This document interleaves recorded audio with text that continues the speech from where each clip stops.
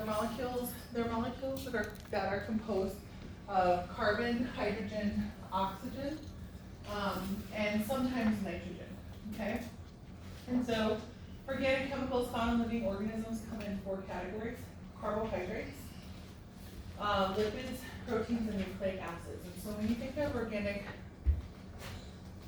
macromolecules, those are the organic macromolecules that we're talking about. So those are the building blocks for everything. So carbs, lipids, proteins, and nucleic acids.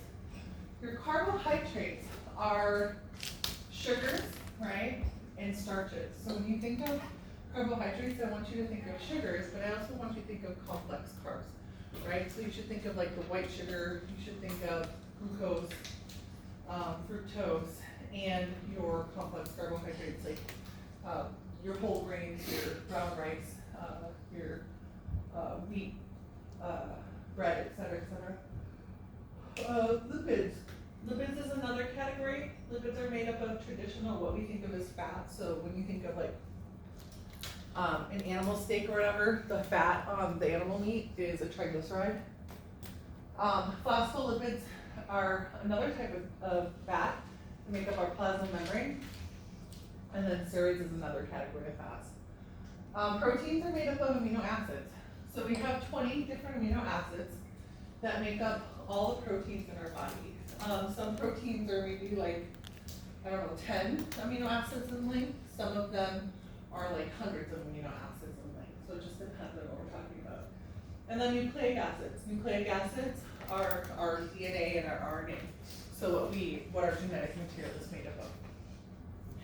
These guys are called macromolecules. They're composed of subunits or single units called monomers, and we're going to stick the monomers together to make polymers, or a big long chain of something. Here's an example. So let's look at hydrolysis. How do we break these guys down? So usually breaking down of your macromolecules occurs where? What do you think? Where do we break down our carbs or lipids? What?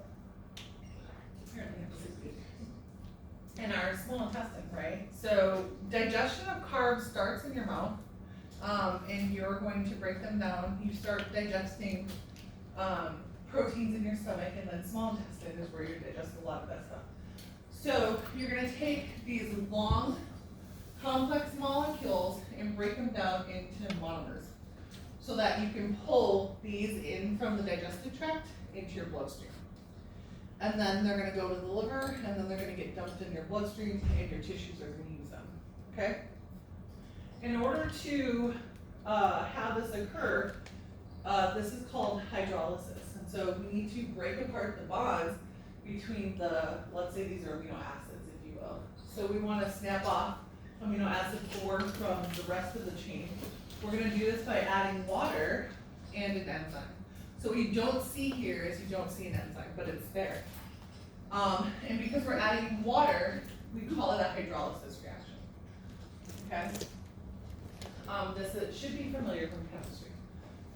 Let's say once we pull that amino acid into the cell, we want to take that amino acid and use it to make a phospholipid or something for the plasma membrane. We're going to stick it together, so we're going to make a longer polymer or strand. You're going to take that one subunit, or that one amino acid, stick it to the other amino acids to make a longer chain. How do we force a bond there? What do we have to remove to force that bond to occur, based off of the picture? Water. So if you're pulling water off to force that bond, and again, there's an enzyme there, you're not seeing the enzyme. What type of a reaction is it if we're pulling off water? Dehydration. Okay, so dehydration is a synthesis reaction. Dehydrating, you're pulling off water and you're forcing a bond to occur. Okay, so that's dehydration synthesis. How do we break bonds? What are we going to add?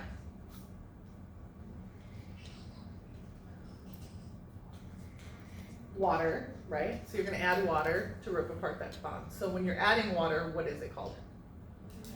Hydrolysis. Perfect. So these are the 2 types of categories of reactions that we're going to see. I want you to know them for the exams. You don't have to know all the different examples, but just generally know dehydration and synthesis and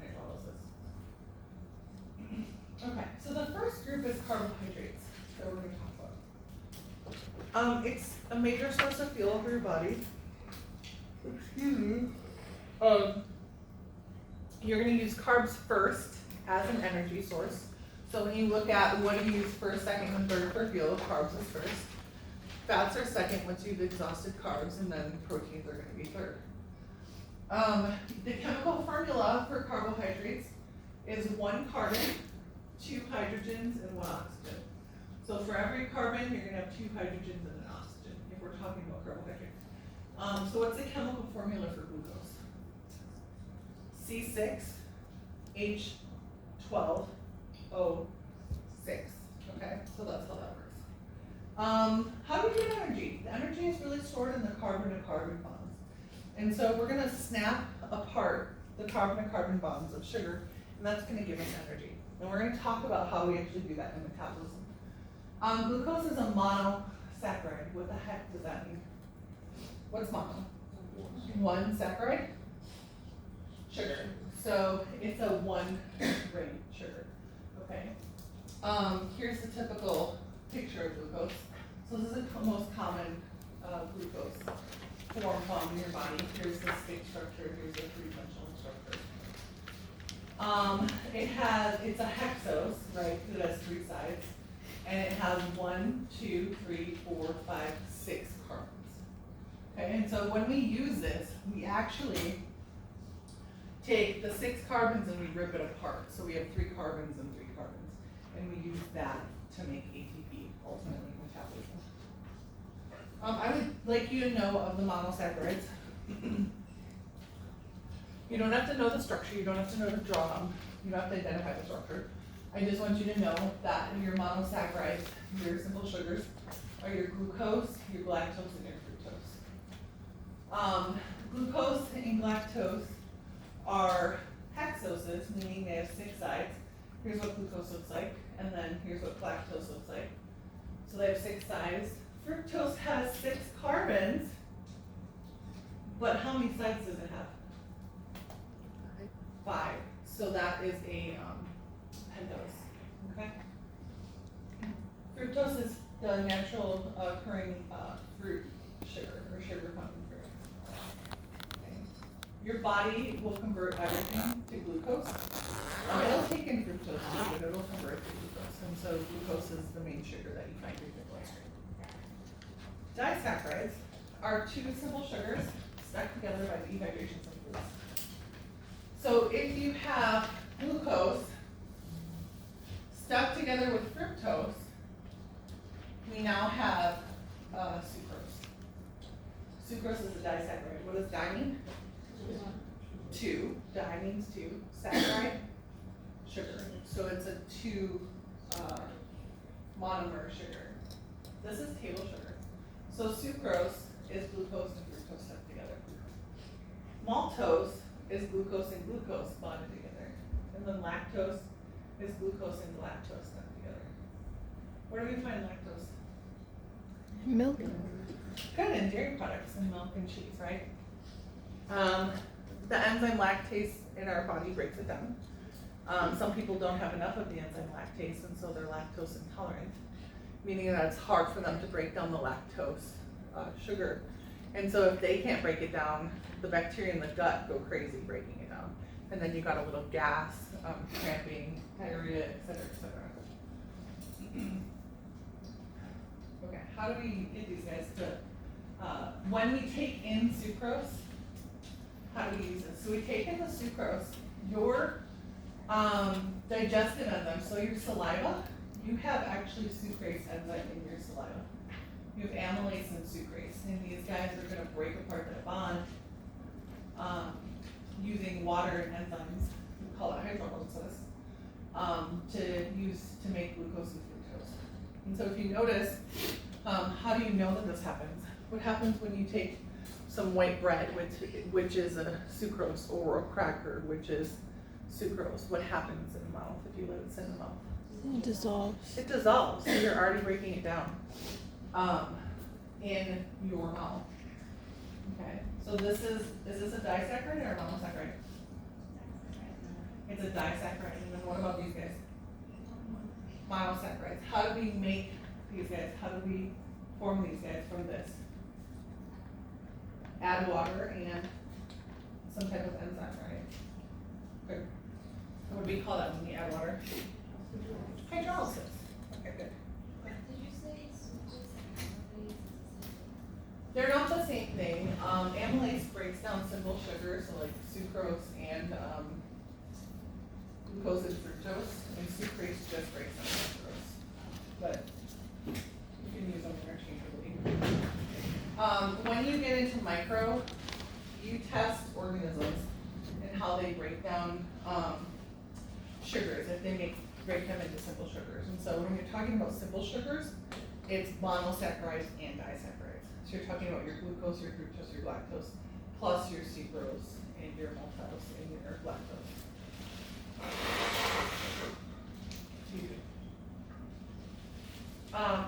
Complex carbs or polysaccharides, which is next on the list.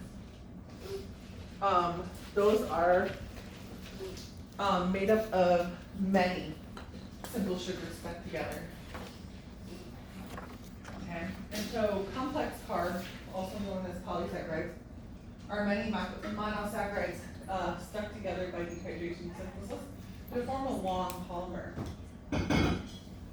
Polysaccharides, if we're looking at nutritional standpoint and spiking blood sugar, which one do you think is going to spike blood sugar less? The simple sugars or the complex carbs? Complex carbs, right? You take in monosaccharides or disaccharides, and because there's just one bond to break apart, you're gonna spike blood sugar really fast, okay? And then insulin is gonna go right along with it. If you're talking about taking a long time to digest and wanting to feel full longer, or not spike blood sugar as quickly, you want complex carbs. When I say complex carbs, you guys should be thinking like whole grain, whole wheat, brown rice, the carbohydrates that you find in vegetables, okay? They're gonna take more time to digest. And because these guys take more time to digest, they're not gonna spike blood sugar as quickly. Glycogen is a storage form of glucose that's stored in the liver and skeletal muscle. Starch is a storage form of glucose in plants that's stored in the roots. Cellulose is a cell plasma wall, or excuse me, the cell wall of plants, that's the part that we can't digest. It becomes roughage. This is actually what glycogen looks like. So last week when we were talking about insulin, when you eat a meal, blood sugar spikes, insulin spikes right along with it, and insulin is gonna cause the glucose to go into the cells. And when it does that, when the glucose goes into the liver and the skeletal muscle, it's gonna join the glycogen molecule. And so glycogen is a bunch of glucoses stuck together, and it's highly branched. And so glycogen is composed only of glucose molecules, and it's this huge, highly branched molecule that's found in your liver and skeletal muscle. When blood sugar is low, what hormone do you release? Do you remember? Not insulin. When blood sugar is low, if you didn't eat a meal. Is it glucagon or? Good, glucagon. So glucagon's gonna be released. Glucagon's gonna go to the liver, and it's gonna snap off these glucose molecules and throw them into the blood to increase blood sugar. Okay, so this is the storage form of glucose in your liver and skeletal muscle. The liver will store it for later to regulate blood sugar for later. It's really cool. Here's what glycogen looks like in skeletal muscle of plants or of animals, and this is what the storage form of glucose is in plants, which is starch. So you can see that the structure is totally different. Cellulose is a complex carb that keeps your digestive tract moving. So cellulose you can't digest. Cellulose is going to keep that digestive tract keeping it able to contract.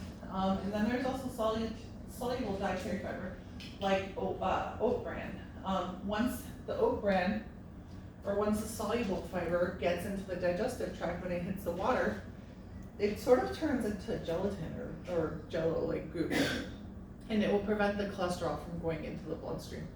And so soluble dietary fiber has been shown to decrease decrease cholesterol and the risk of cancers because it keeps everything going. So if you compare the two, simple carbs versus complex carbs. Simple carbs are mono or disaccharides, right? Complex carbs are what we call poly. Poly means what? Many. So there's many carbs stuck together. Simple carbs are digested quickly, complex carbs digested slowly. So which one will spike blood sugar faster? Simple. Simple carbs, good. And you can pair these to slow this down. You can take a simple carb like a fruit and pair it with like protein, like cheese or like a fat like peanut butter, and it'll slow down the absorption of all the sugar. So there are some tricks that you can do. Take this with a grain of salt. Do not contain additional nutrients. They do. They contain vitamins and minerals, especially if it's fruit, right? So some simple carbohydrates like fruit have fructose in them, right? But the fruit also have a lot of vitamins in them and some fiber. If we're talking about table sugar is just empty calories, right? You're just taking the table sugar, there's no other nutritional benefit in there. There's no vitamins, there's no fiber, there's no minerals. If you look at complex carbs, they have a lot of additional nutrients. So your vegetables, your whole wheats, whole grains, have a lot of fiber in them and a lot of minerals and a lot of other stuff that help, that are healthier for you.